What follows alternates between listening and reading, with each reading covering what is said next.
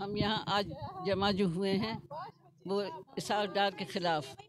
کیونکہ اسحاق ڈار جو کہ اس ملک کو پورا لوٹ کے لے گیا تھا، اور اس نے خود مانا تھا کہ میں نے منی لانڈرنگ کی ہے، اور اس کے بعد یہ کہ پرائم منسٹر نے خود اپنا جہاز دیا اس وقت اور اس کو کہتے ہیں لندن بھیج دیا۔ اب 5 سال بعد ان کو ہوش آیا کہ اس کو بلائیں، شاید یہ اکانومی میں بہتری کرے گا،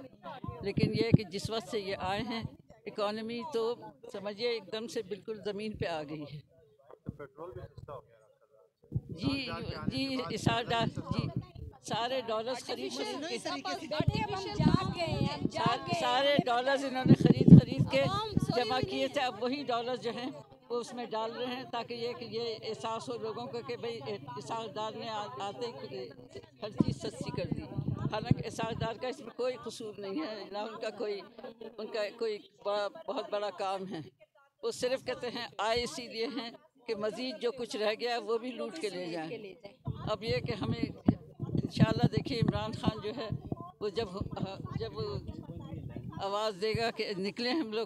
لوگ سب نکلیں گے۔ اب دیکھیے میری حالت ایسی ہے کہ میں مطلب یہ کہ ذرا مشکل سے نکلتی ہوں، لیکن یہ کہ پھر بھی ہر جگہ موجود ہوتی ہوں، اور یہ کہ مجھے پورا یقین ہے کہ انشاءاللہ عمران خان پھر سے آئے گا، اور یہ کہ ان سب چوروں ہاں اچھا ارشد شریف ایک پاکستان کے سینئر اینکر ہیں، انہوں نے کہا اور عمران ریاض خان نے کہ ہمیں آرمی چیف اور دوسرے اداروں نے کہا کہ اسحاق ڈار اور نواز شریف